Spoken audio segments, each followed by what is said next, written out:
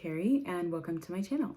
Today I'm going to be doing another double wrap-up. This one will be November and December of 2025, and I feel like I had a pretty good end to my reading year.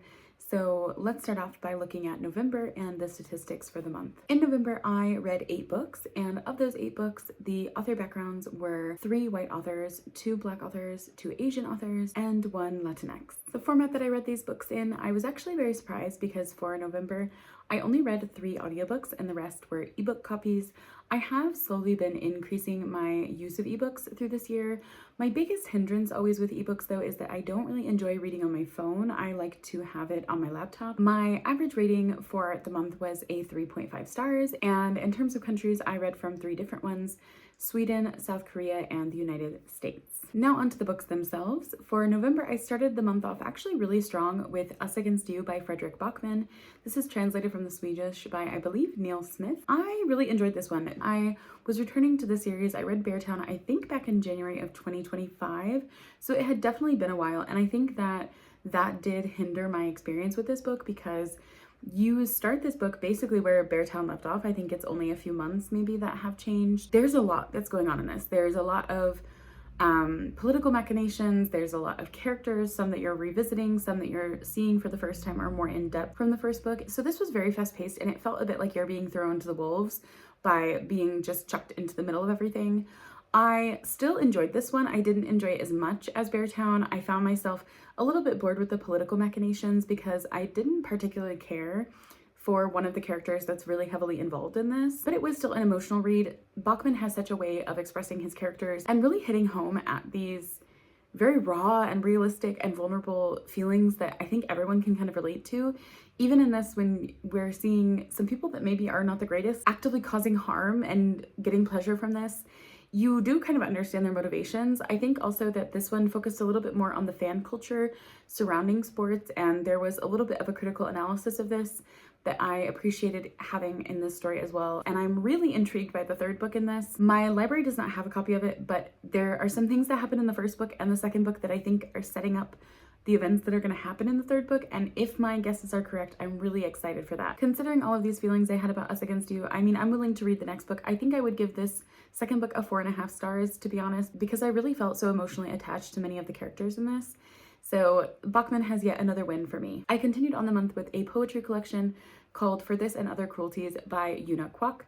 This was a deeply personal reflection on the relationship of being a mother and being mothered and how this kind of ebbs and flows throughout life, the different stages of motherhood and childhood. This was really a love letter to the poet's mother and this complicated relationship that they had. I do think that this one did a good job of evoking strong emotions, and there were parts of this that I really did feel like I resonated with, but as typical of many poetry collections, there were some parts that I just couldn't click with, and there are some poems in this specifically that were very metaphorical, and it was really hard for me to decode meaning from these or feel attached to them in any way, so I ended up giving this one a 3.5 out of 5 stars. Then I continued on with the Heroes of Olympus series by reading The Son of Neptune by Riordan. This is the 2nd book. I enjoyed this one because it's basically the other half of the story from book 1. It was really inventive how Riordan did this. I mean, this is not a new concept by any means, but I think the way that it was explored in this was very well done. I think that this was especially successful in tying together the different threads from the books, because there are these moments where you kind of get glimpses at the other side, and I like how that was done.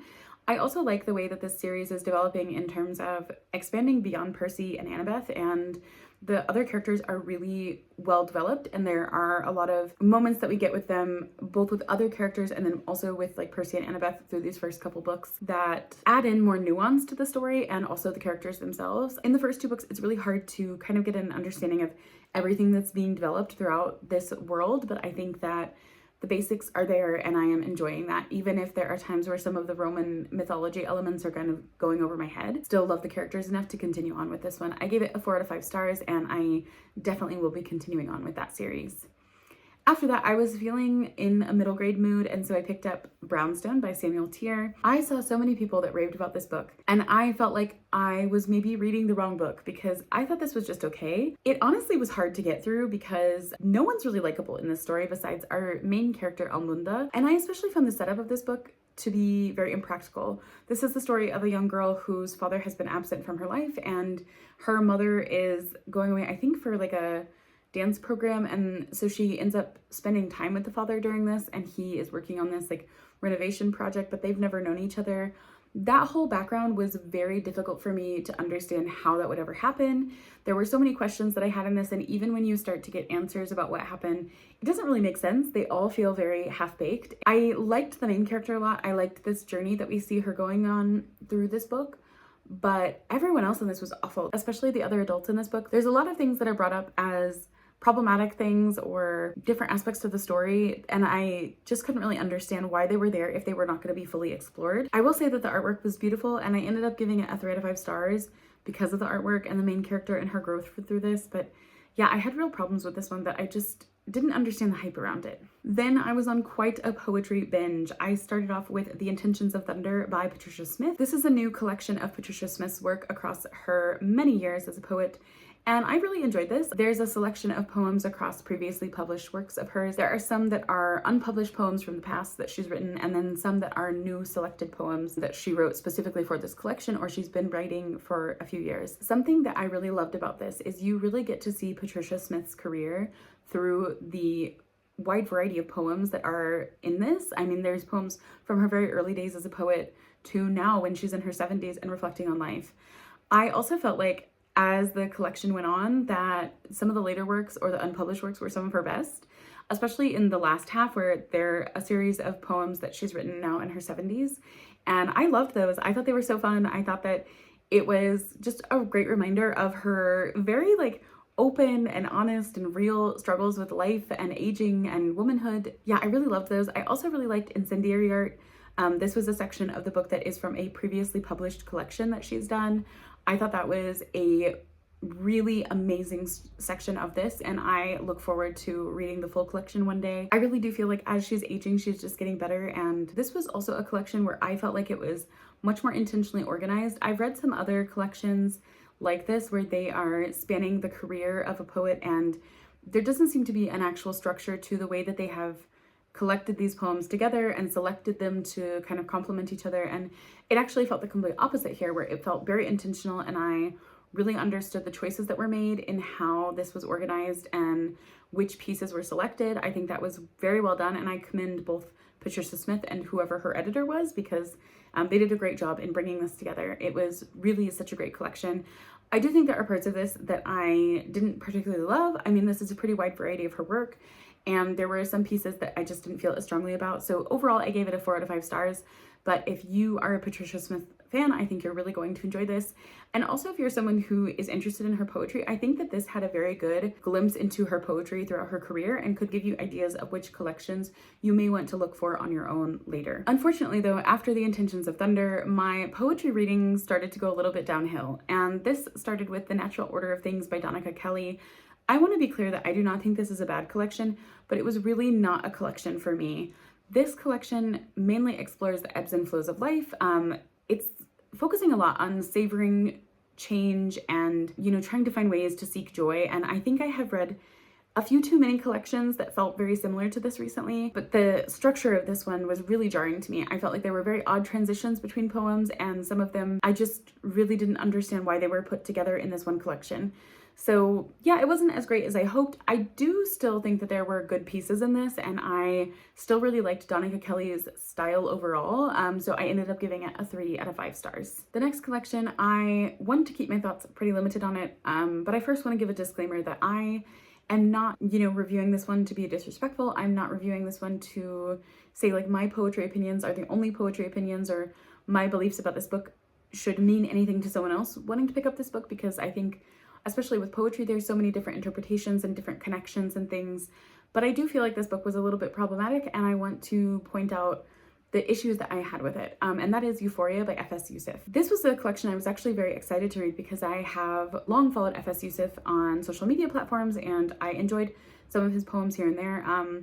I know he has studied a lot of very famous poets and is very passionate about poetry. However, this collection I have so many questions about, because this is a collection that was actually previously published in I think 2018, it's now being republished and updated, and I think that that is necessary because there were definitely problems with this collection. Unfortunately, I think the updates that were made are not enough. Not only is there a problem in the organization of this, in the sense that it lacked organization at all. It really felt like these were just random notes someone made and threw all together, and they are in this collection with no rhyme or reason to how they've been divided up. Even though there are technically sections to this, it didn't feel intentional. It didn't feel like there was a cohesive structure that was planned for this collection. It all felt very lackadaisical. On top of that, I really struggled with the poems because most of them are very short. They're lacking in substance, in my opinion.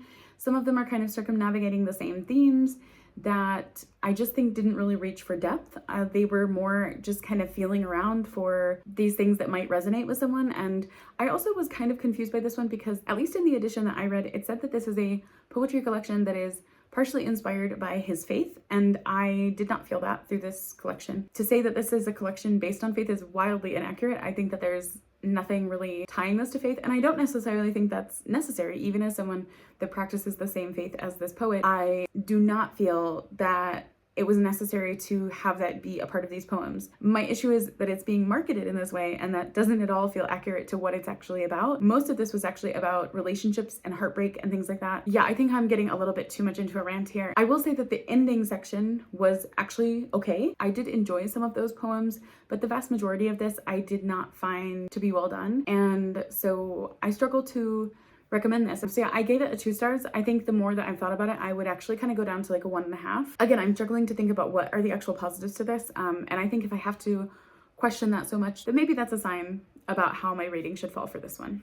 I ended the month on a better note though, with Lost and Lassoed by Lyla Sage. This is the 3rd book in the Rebel Blue Ranch series, and I gave this one 4 out of 5 stars.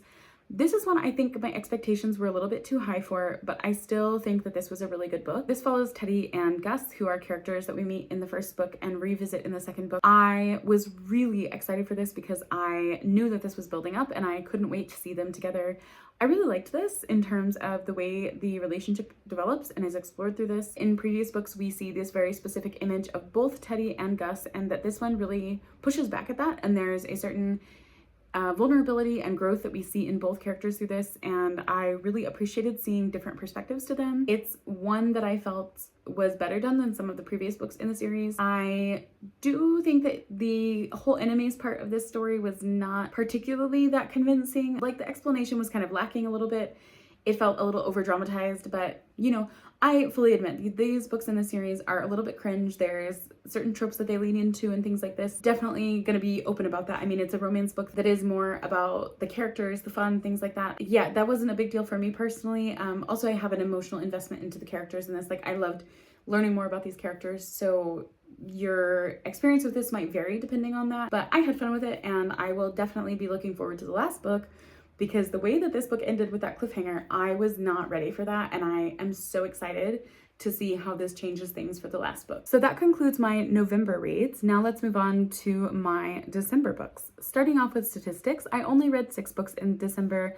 I am really not shocked by this. I'm actually shocked that I read 6 books at all, because December was a really hard month for me in terms of like work stuff and personal stuff. So I am proud of my 6 books. Of those 6 books, I read 3 audiobooks, 2 ebooks, and 1 physical book. The breakdown of authors: 4 were white authors, 1 was a black author, and 1 was an Asian author. My average rating for the month was a 3.5, and the countries that I read from were Australia, Japan, the United Kingdom, and the United States. So I started the month off with a poetry collection, and this one has a pretty appropriate title because it is called Flop Era by Lara Eggers. I do think this in some ways was a flop. I'm gonna be honest with you. A lot of this was focusing on reflections of trauma and failure in different forms across life. There were parts of this that I did find deeply relatable, but there were some sections in this where I felt like the poet was too aware of the audience.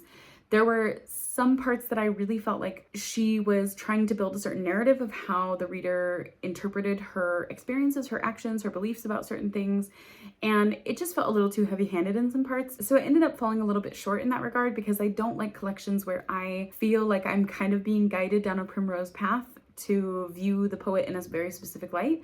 I think that kind of compromises on vulnerability and emotional resonance, especially with a collection like this that is about things that should be very emotionally impactful. I gave it a 3.5 stars originally. I think I might drop that down to 3 stars because the more that I think about this collection, I don't feel very strongly about it. I don't feel like it's very memorable, and I think that I would definitely say that contributes to some of the problems that I had with the collection itself. After that, I read Joy in the Belly of a Riot by Barabara Fant. This was a really interesting collection because I had some preconceived ideas of what this would be about because it's advertised as a collection that's about grief, faith, and healing. So I had a feeling that this would lean very heavily into faith. I was happy to say that this was actually pretty well balanced. I think that this is something that could appeal to readers of different faiths, and it wouldn't feel like it's very strongly encouraging you to seek out one faith over another or to practice faith in a very specific way. I think there's still some ambiguity with this, and I liked how this was explored in this kind of deep reflection on how to find ways to heal and find joy in spite of sorrow. It was one that I was actually pleasantly surprised by. I really liked the actual style of the poetry. I think it was structured very well, and I don't have much more to say about that. Besides that, I gave it a 4 to 5 stars, and this is one out of all the collections I've mentioned in this video that I would really strongly recommend. After that, I read The Thursday Murder Club by Richard Osman. This is obviously a very popular book and is now in adaptation. I can't remember if it's a film or movie adaptation, but I'm definitely looking forward to watching whichever one it is because I had a lot of fun with this. This was a wild ride with such a fun cast of characters set in a retirement home where there is this group of friends who investigate cold cases, and then a murder happens in their retirement home and they try to solve it. I actually like that for most of the investigation, it doesn't really feel like these people are actively working together, but they're kind of splintering off into their own mini investigations and then coming together and sharing their information, sometimes investigating each other, and I really liked that. I think that, of course, this has some convenient moments and there are a lot of red herrings in this. I was actually at one point very confused about how many mysteries we were actually trying to solve, but I still had fun with this. I appreciated the serious reflections in this as well. This was another book kind of similar to the Vera Wong mystery series by Jessica Sutanto, where I really appreciated having an older narrator, and in this one we have a whole group of them. I really like that perspective. I think there's also an interesting narrative choice in this to have some chapters narrated from the perspective of one of the characters who is writing in her journal. That was really well done to like give the reader certain information or to contextualize or summarize some of the things that had been happening throughout the book, because obviously it can be hard at a certain point to keep track of everything. I look forward to continuing on with the series, even though I am on a very long wait list for this. Maybe I will watch the show in the meantime, hopefully, but I gave it a 4 to 5 stars. Similarly, I was apparently in the mood for some spooky reads because I then picked up The Sundown Motel by Simone St. James. This was a very weird mystery because it is like mystery and supernatural kind of mixed together. It has 2 timelines. So one is set in the 1980s and there's this woman, Vivian, that we're following. She has left her family and is working at this motel in a very small town in upstate New York. She then goes missing, and over 30 years later, her niece, whose mother has just died, and the niece decides that she is going to try to figure out what happened to Viv. So she goes to this small town, starts working at the motel, and the story kind of takes off from there. The chapters alternate, so you get both women's perspectives. And I thought that this was okay in terms of the narrative structure. I think there were some problems with it. So much of the modern storyline really revolves around the past, and I think there were some missed opportunities to fully exploit that to benefit the story, enhance some elements, add some more nuance and character development. Overall, I think that was a problem in this. However, I did find Viv's storyline to be very fascinating. I thought the paranormal elements were compelling in this. The modern day one, although it didn't feel as fully fleshed out as Vivian's story, it was still interesting. I enjoyed it. There are things that I think could have been developed a little bit more, but I think it does have a really good plot twist in this, and the mystery was certainly something that kept me reading, and there was a tension that was built up with this. Like, I genuinely did feel myself reacting to the story, so I would give it a 4 out of 5 stars, and I look forward to reading more of Simone St. James in the future. This was my first of her work, and a friend of mine actually recommended Simone St. James this book, and she told me after this to read the Book of Cold Cases, so I'm on a little bit of a wait list for that, but I'm hoping that I will enjoy that one just as much as this one. The next book is a random book that I found at my local library, and I just thought the title was interesting. I found out this book has a really fascinating story behind it, and it is called A Fire is Burning. It is Me by Michiyo Fukaya, and this was actually a collection that was edited by Gwendolyn L. Shervington, who was Fukaya's very close friend. Michiyo Fukaya was a female poet who was Japanese American and also a lesbian in the 1970s and 80s.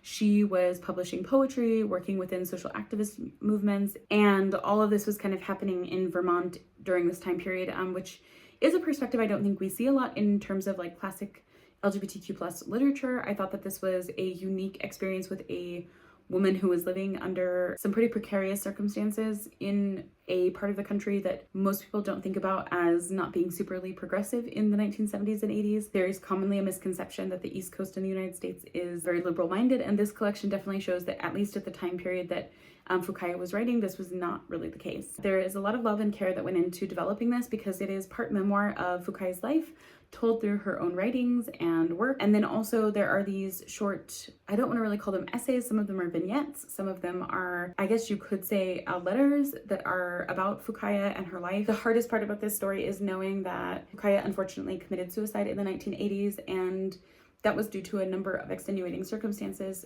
most notably being her struggles with mental health. Yeah, this was a very sad book. It was very depressing. I think there was an intention in creating and crafting this collection of this woman's life. Some of them fell a little bit short in terms of what it was actually trying to do, and I genuinely also found myself a little bit frustrated because I actually found Fukaya's pieces, especially her speeches and her essays, to be incredibly fascinating. She was a very talented writer, and I'm gonna guess also speaker. Her poetry was a little bit of a mixed bag for me, but she had some really insightful thoughts and reflections that makes me sad that she's not more well known today. Like I had, to be honest, never heard of her before finding this book randomly and just thinking, oh, it has a cool name, it has a cool cover. Maybe this is a poet and person who will be kind of rediscovered. Obviously not through like this random video, but I do hope that more people find her work in the future and, you know, see her writings and her feelings and how they're really connected to a lot of things that we're still seeing today. I gave it 3 stars, but it's one that I would still really highly recommend because I think that there's some real beautiful pieces in Fukaya's work that are collected here. The last book that I have to talk about is Everyone This Christmas Has a Secret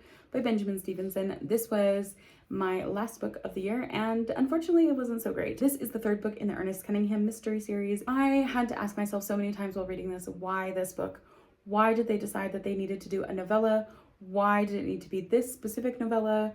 I think that this was just so unnecessary. It's a Christmas advent calendar themed read, and it was just not great. This was a story that had enough plot, characters, etc. to be a full-length novel, and I can't understand why it was contained to this novella. It not only undervalues the story and the characters and the possibilities of this, but also because there was so much that was happening, and this is such a short book. I mean, it's like, I think it's like 170 pages, maybe something like that. I genuinely at some points was like, who is this character? Where did they come from? What was their point in the story? Even when the actual killer is revealed, I had to ask myself, who was that again? What was the important role that they had in this? I ended up giving it 3 stars. I did enjoy the kind of dramatics of certain scenes. I really enjoyed, as per usual, Ernest's like back and forth with the reader. This one kind of got on my nerves with it to a certain extent. I just wish it had been a whole novel, and it really confuses me that this is now officially like the 3rd installment in the series. Anyway, I gave it 3 stars. It was fine. So that concludes all of the books that I read in the month of December and previously also the month of November.